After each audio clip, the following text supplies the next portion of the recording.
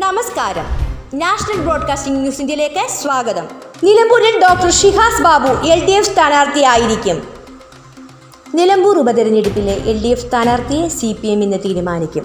മലപ്പുറം ജില്ലാ കമ്മിറ്റിയുടെയും നിലമ്പൂർ മണ്ഡലം കമ്മിറ്റിയുടെയും അഭിപ്രായം കൂടി പരിഗണിച്ച് രാവിലെ ചേരുന്ന സംസ്ഥാന സെക്രട്ടറി യോഗത്തിൽ സ്ഥാനാർത്ഥിയുടെ കാര്യത്തിൽ തീരുമാനമെടുക്കും. വൈകിട്ട് 3:30 ചേരുന്ന LDF യോഗത്തിന് പിന്നാലെ സ്ഥാനാർത്ഥിയെ ഔദ്യോഗികമായി പ്രഖ്യാപിക്കും. നിലമ്പൂർ ജില്ലാ ആശുപത്രി സൂപ്രണ്ട് ഡോക്ടർ ഷിഹാസ് ബാബുവിനെ സ്വതന്ത്ര സ്ഥാനാർത്ഥിയായി മത്സരിപ്പാൻ CPM ആലോചിക്കുന്നുണ്ട്. ജില്ലാ പഞ്ചായത്ത് അംഗം ഷെറോണ റോയ്, M. തോമസ് മാത്യു എന്നീ പേരുകൾ പരിഗണനയിലുണ്ട്.